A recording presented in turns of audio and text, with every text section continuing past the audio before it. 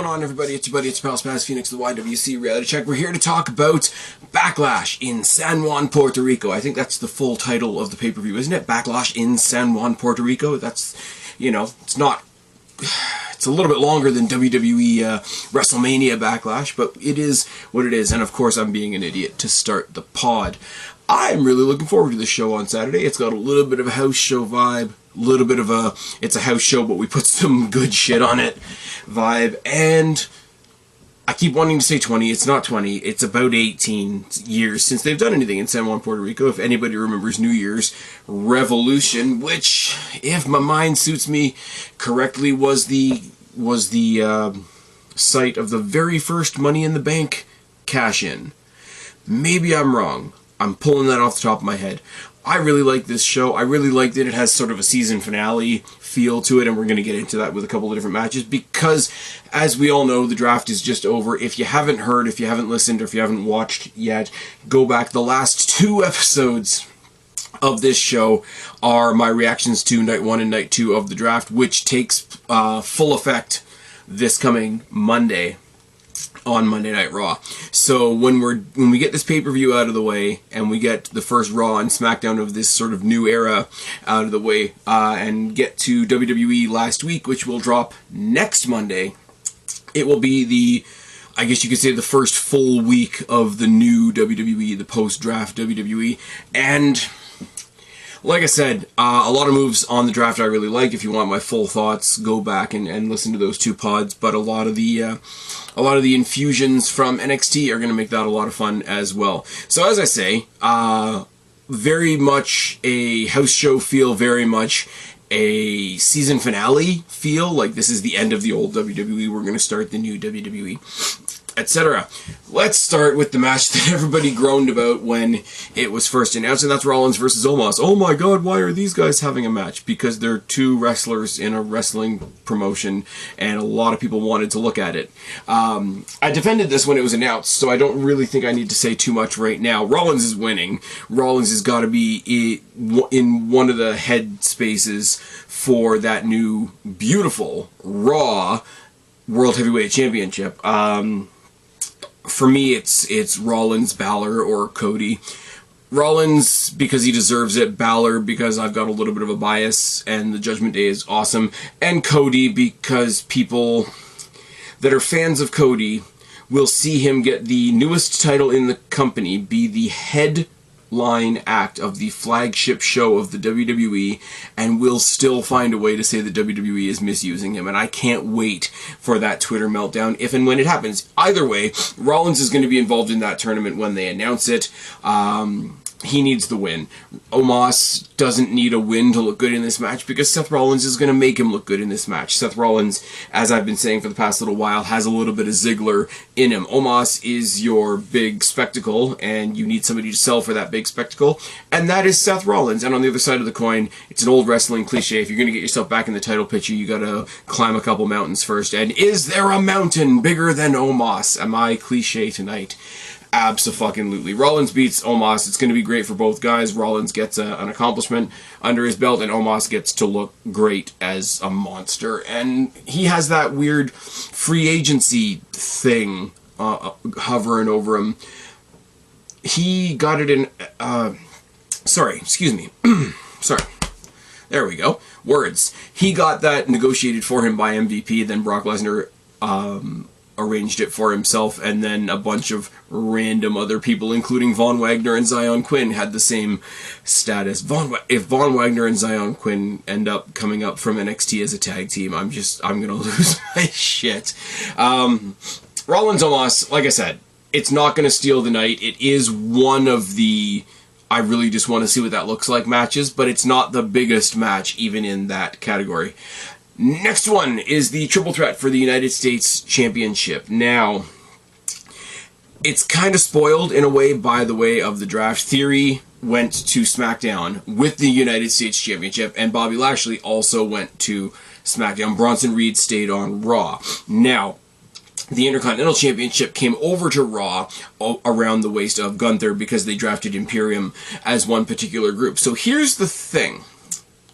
I'm going to say keep the belt on Theory because Lashley, Lashley is not somebody that I'm excited to see in WWE. He's just, look at me, I'm fucking big and I can lift people and I can lift things. He's the male Bianca Belair. Like, let's just say it for what it is. I don't have anything against him. Him in this title picture, it doesn't feel right and it's old at the same time. I do believe that sooner or later they're going to throw him at the Roman Reigns problem. So having him go against Theory again, I mean, the draft is supposed to give people new opportunities and new feuds. So if you just transplant the entire Bobby Lashley versus Theory feud to SmackDown, it's kind of pointless. So obviously Theory's gonna win with bullshit and shenanigans. He's gonna do the whole two big guys take each other out and he sneaks away with his belt, which is cool.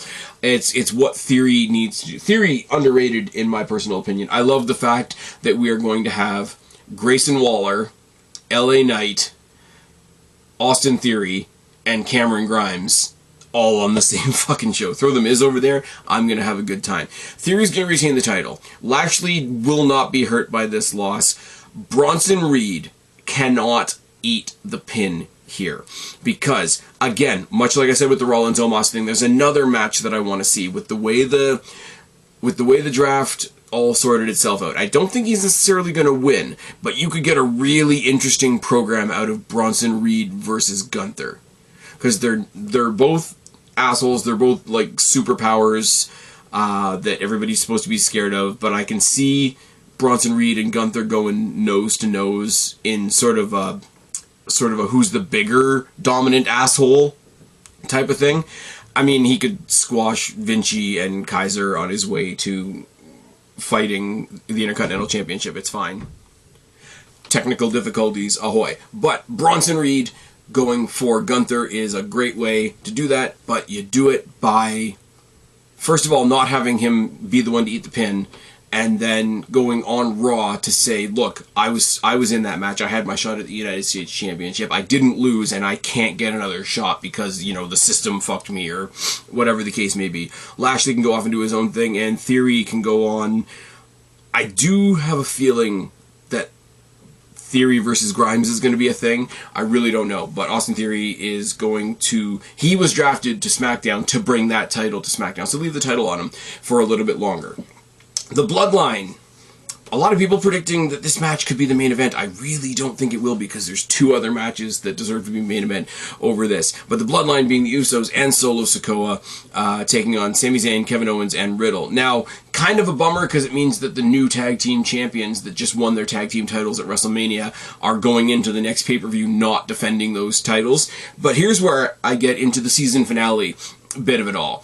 These guys are the big army that has assembled, I mean, other than Cody Rhodes, but Cody Rhodes is busy. This is the big army that has gathered to sort of be the confronting force against the Bloodline, and they're all drafted to Raw. Bloodline are drafted to SmackDown. They have no title reason.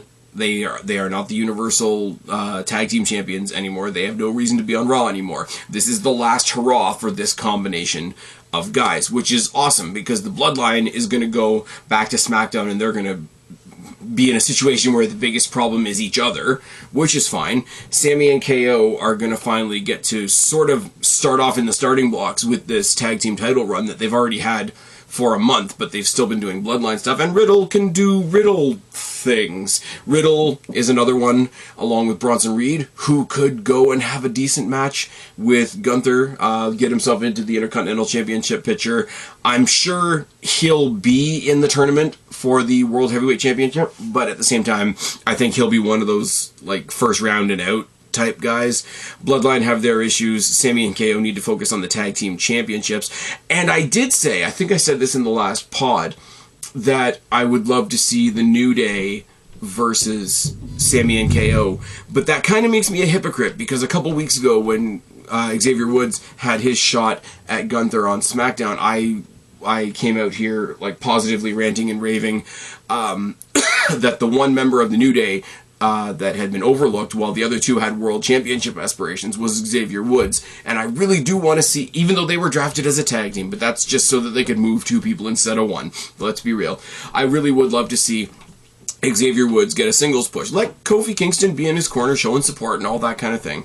But I sort of take back my, Sami and KO going up against the New Day idea. But as I said, I really don't know what's going to happen here. Sami, KO, and Riddle are going to get the win. Bloodline is the group that's falling apart. Sami, KO, and Riddle are the only team that have championships on their side. Now there's rumors that those belts are going to be solidified into one belt, and another belt is going to be created for SmackDown, much like they did with the men's world titles. We'll see how that goes, but I'm treating Sami and KO like they are on Raw and just Raw, and they're going to figure out something else for SmackDown. I could be completely wrong.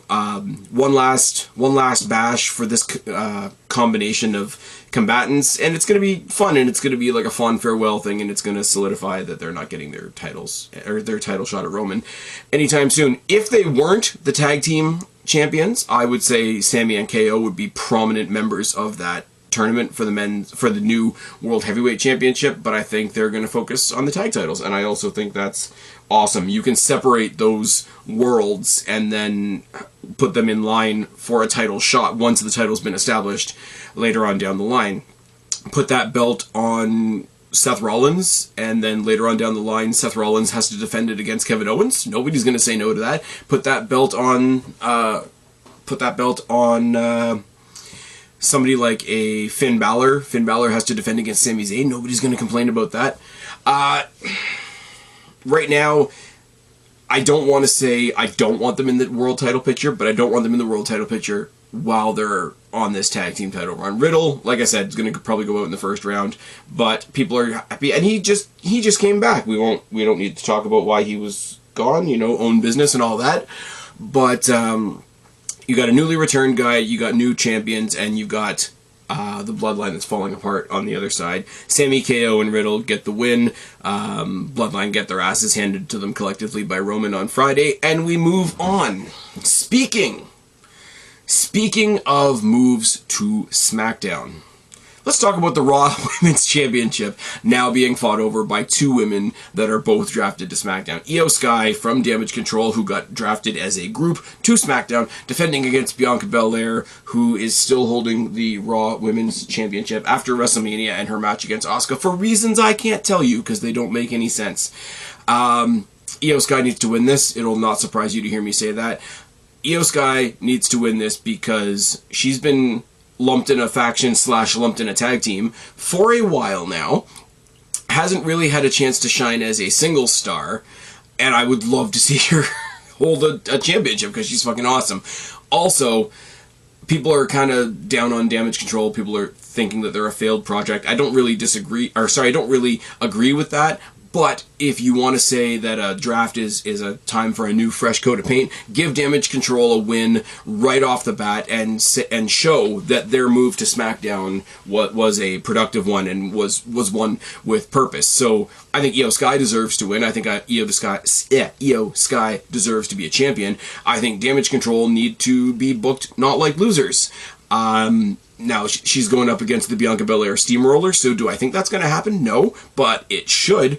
And we just saw Bayley and Dakota Kai, the other two members, just get a win over the current women's tag team champions. So use this. Let them do like a little mini, Golden Prophecy thing like was made famous by the Undisputed Era. Undisputed Era! Speaking of Undisputed Era, cool to see Roderick Strong in AEW. You guys know what I think about AEW in general, but Roderick Strong teaming back up with Adam Cole was really awesome. Adam Cole just coming back from all of his health issues. Really, really happy things to see, even though that show is run by the Cocaine Bear. It's fine. Io Sky should beat Bianca Belair. Do I think she's going to do it? No. Do I think that they're going to do a belt swap? Might as well talk about this now as well. Do I realistically care if they do a belt swap? No. Do I like it? No. Does it really make a difference? No. You got Bianca Belair, who everybody else, calls themselves a good person for saying is a good champion, and you've got Rhea Ripley, who realistically is the success story of this year's WrestleMania and should have been the main event of night one. Oh yes. Do I care if they do a belt swap? No. What I would rather see them do is go the way of the men's titles and have a not a Universal, because the Universal title never really made any sense, but have a WWE Women's Champion and a Women's World Champion. And just, instead of swapping the belts, just have those two belts that they currently carry be rebranded and let the Prestige carry on with the belts that they currently carry. I really don't care if they do the belt swap. I really don't. Other than if they get new and updated belts, I'm sorry, you might not like the design of the new World Heavyweight Championship belt, but it's a whole lot better than most of what they have right now. I don't mind the women's tag titles. I think they're good-looking belts. I think the NXT belts are okay. I could do without the rainbows. It's fine. The NXT North American Championship is one of my current favorite-looking belts under the WWE umbrella, and the new title is a pretty good-looking title. It's not Blow Away. It's not the original Big Gold. It's not the Winged Eagle, which is the measuring stick. Yes, it is. But the new one that they just came out with is a lot better than the last 4 singles titles that they have that are just big logo stamps. So that's my initial thought on whether or not they do a belt swap. Because here's the thing. If it's just the WWE title and the World title and not the Raw title and the SmackDown title, you can swap them because there's no difference, really, with what Rhea and Bianca have done for their respective shows than what Austin Theory and Gunther have done for their respective shows. Now, the IC and US titles were not show-specific, so moving them from one show to the other didn't really make a difference. You could do the same thing with this. And I really do think that's the way to go. If they do the belt swap, yes, I will roll my eyes and say it's lame, but no, I will also not fake rage on Twitter and pretend that it's the worst thing in the world.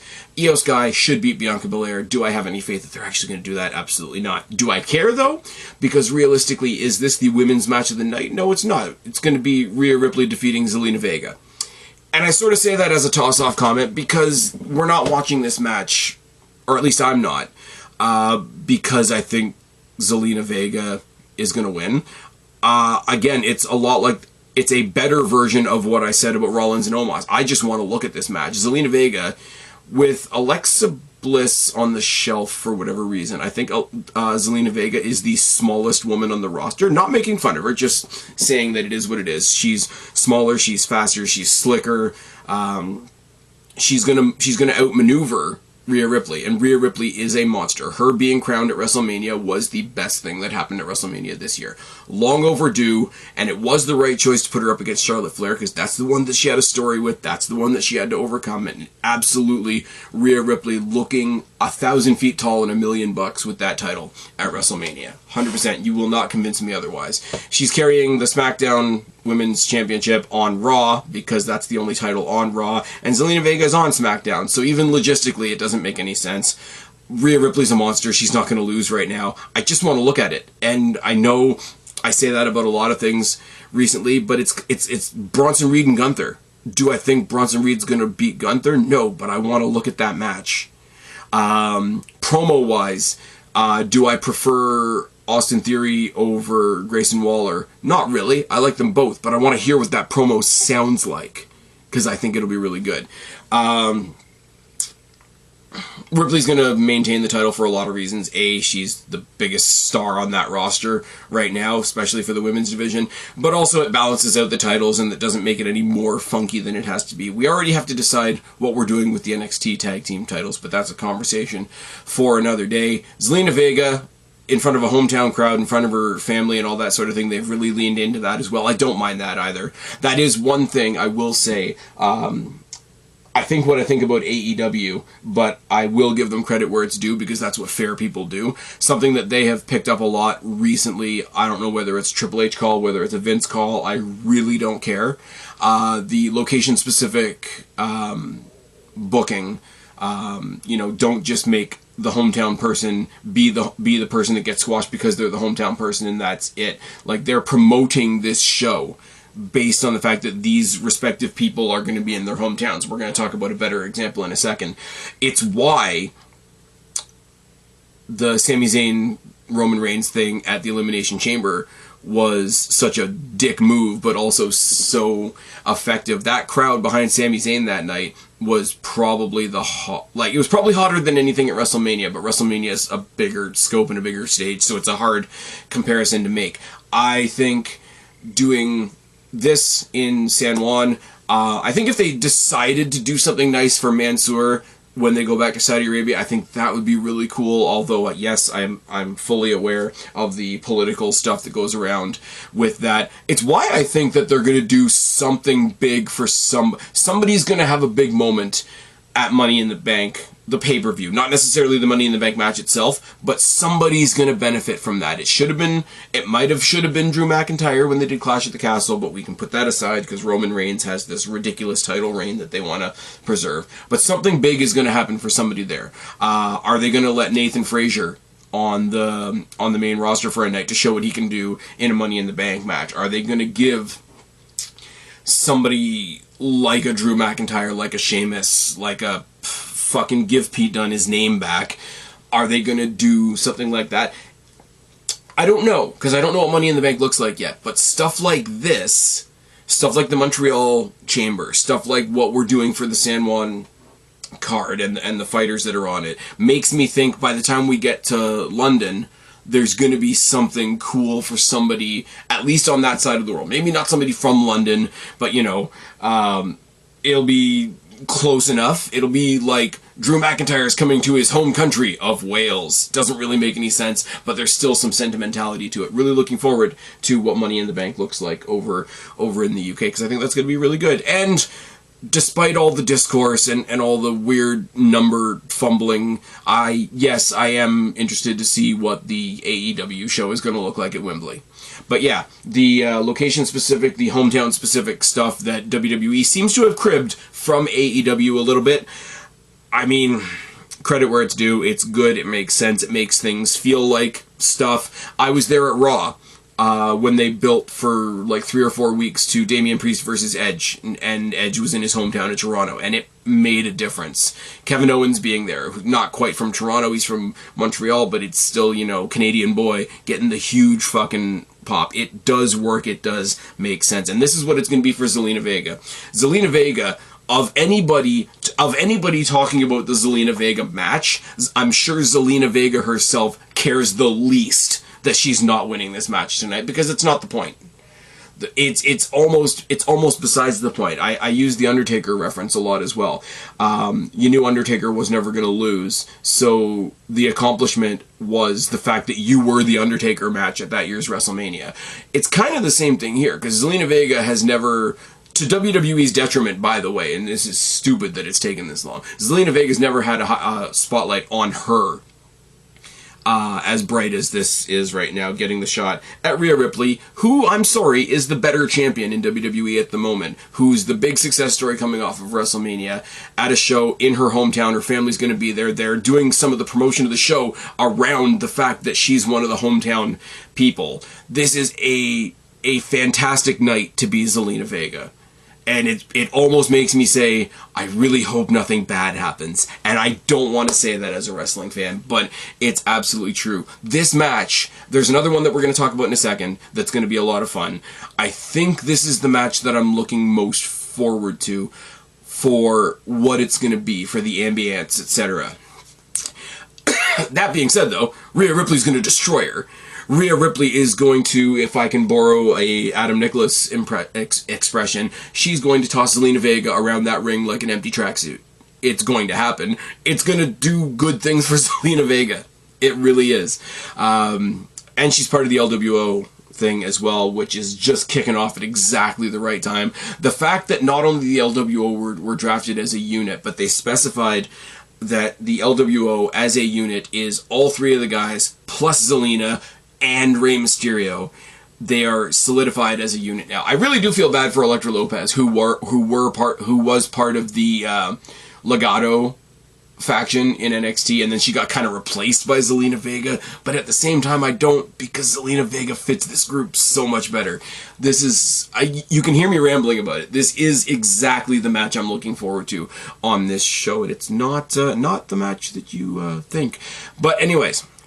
So here's where we balance out Judgment Day is having a good day, Judgment Day is having a bad day, LWO is having a bad day, LWO is having a good day. Because, I'm sorry, Damian Priest is not beating Bad Bunny.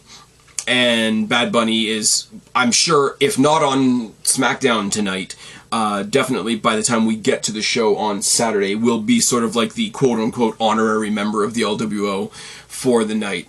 This is also going to be a lot of fun. There's a lot of stuff behind this. Bad Bunny was tag teamed with Damian Priest when he first came to the WWE before Damian Priest turned heel. There's history there. They've actually got a real life history as well that's been hinted at a couple of times. I have to stick in the fact that WWE recently, in the past couple of years, has done fucking phenomenally with celebrity matches, the Pat McAfee matches, the Logan Paul matches, even though you're not allowed to like Logan Paul, whatever, fuck off. The Bad Bunny matches. Bad Bunny pulling off Canadian Destroyers at WrestleMania is a thing that happened. This is going to be a fun match. Damian Priest and Bad Bunny are going to be over as fuck in Puerto Rico. They really, really are. The matches for the match reactions for both of them. And this is where it's kind of cool, where you've got two hometown people, so that brings the levels back to zero, and then you decide who the babyface is, and it's Bad Bunny, and we go from there. And Judgment Day is just awesome. This is a San Juan, Puerto Rico street fight. What does that mean? That means everybody has backup. That means, to me, if I'm booking this, it's Bad Bunny versus Damian Priest, but it's not about Bad Bunny versus Damian Priest. Much like the Bloodline and everybody rattled around to fight the Bloodline is like a one last big hurrah. This is it as well. This is it as well. It's going to start with the Rhea Ripley Zelina Vega thing, and then I guess you say Judgment Day gets theirs in the end. This is going to be one last opportunity to see probably the best recent like gang war, I guess, if you want to use the old Survivor Series reference. The charisma and the chemistry and the fun that both of these groups are having, talking about Judgment Day and the LWO, has been fantastic. And it's almost heartbreaking that they're going to be separated, because there's so many more combinations of, you know, Cruz del Toro and Joaquin Wilde could go after any two of the Judgment Day. You could have more matches with Zelina Vega and Rhea Ripley. You could have, you know, other members of the Judgment Day take on Bad Bunny. I mean, the Rey Mysterio part of the feud sort of fits wherever it fits. Remember, we were talking about it being a tag match. It could have been Priest and Dom versus Rey and Bad Bunny. It could have been all three of them from the Judgment Day taking on taking on Bad Bunny and Rey and Santos. You could just have the three of them take on the three members of Legado within the LWO again. But I think Judgment Day has been awesome for a while, and they're at that point now where they know they're awesome, so they're having fun. Legado, when they got called up to the main roster, they were just another team that was there. They were brought up and they were sort of put in the same matches as, you know, the Viking Raiders and the Alpha Academy. And much as I like them, teams like Hit Row, which are fun, I'm glad they have a job. People that are mad that people have jobs are strange. But Rey Mysterio getting involved with them, and them getting involved in Rey Mysterio because they see Rey Mysterio getting, you know, mistreated by his kid, and, you know, hey, your kid might not respect you, but I do, because, you know, we've got the lucha heritage, and I've always sort of looked up to you as a legend and all that, where they traded the mask. They had a random match on SmackDown with like two other people, and off the back of that, they had the respectful moment backstage where they traded masks, and then Rey making the ultimate move forward, which, yes, I don't care. I really don't care that it was a WWE marketing move. It worked. Ever since Rey Mysterio has rechristened Legado del Fantasma as the LWO, it's been fun. The crowd knows what it is, and they bought in anyway, and that's fucking fantastic. Rey Mysterio is reinvigorated. Santos Escobar is reinvigorated. The guys that came up with him are reinvigorated. Zelina Vega, who wasn't even initially part of the group, was reinvigorated the minute she was added to this group, because the way she helped them and the way they helped her was so mutually beneficial. It was fantastic. This singles match, this Bad Bunny Damian Priest San Juan street fight, on paper, to me, it reads as an excuse to have all these guys pile into a ring one more time. And I don't mind that. I don't mind if we don't have a winner in this match. I don't mind if the whole thing gets thrown out because... And I don't say that lightly because normally I'd be like, oh, fuck, that's lame. But in this particular case, like I say, one last big blast between these two before they get separated off into the draft. And we see what the Judgment Day does. And we see what LWO... Because LWO have the Bloodline and the OC that they could potentially feud with on SmackDown.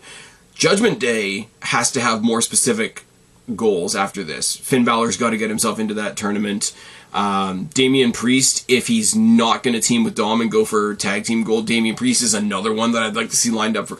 I'm lining up potential opponents for Gunther, and Gunther's not even on the show tonight. Gunther's not on the show tonight, which means the Intercontinental Championship isn't on the show tonight, which means the Intercontinental Championship isn't going anywhere, which is why the US title isn't going anywhere. You see how it all dominoes together? It's deft dovetailing booking, as some people would say. But this match and the Ripley-Vega match sort of blend into one as far in this sort of last hurrah season finale vibe that I'm trying to sell to you guys, and that's going to be a lot of fun.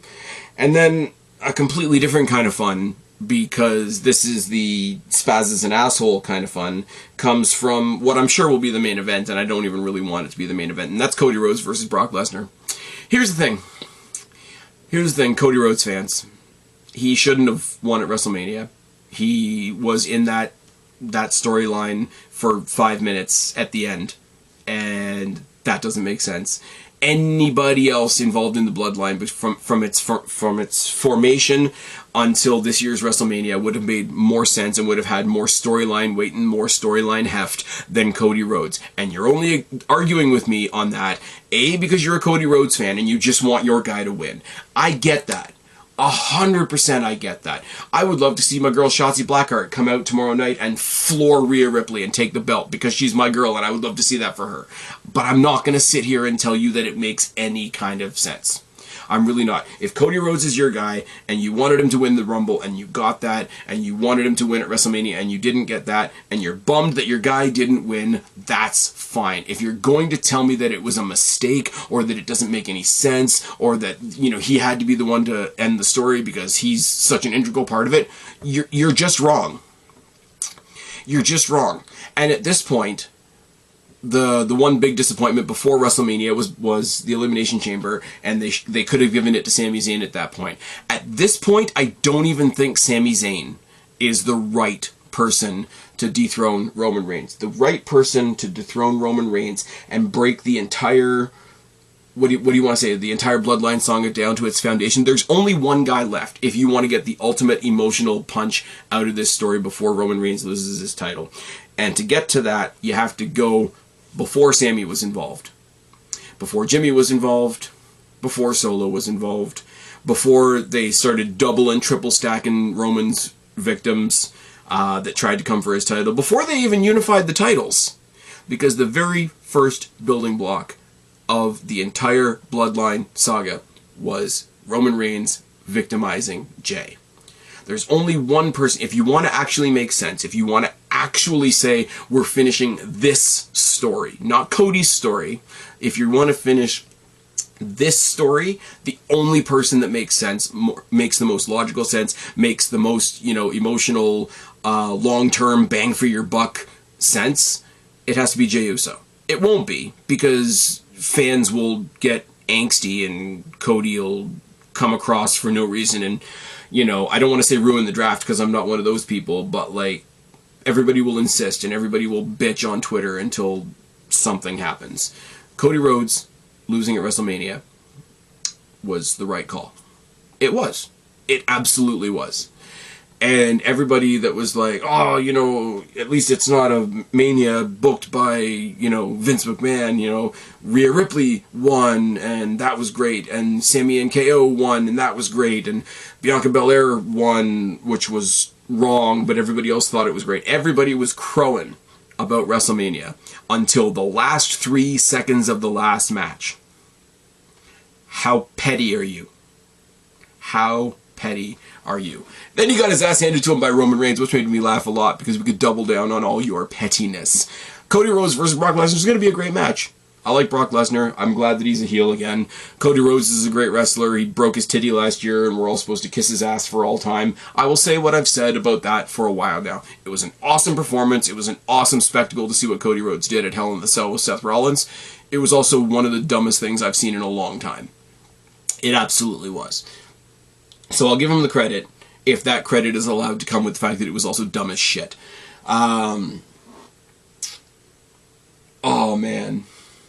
We're going to do Cody's big redemption arc, and he's going to get handed that world title. And like I say, he's going to be the king shit on Turd Hill on the flagship show of the entire fucking biggest wrestling company in the world, and people will still say it's not enough. It's sort of Sasha Banks syndrome, but we don't need to get into that today.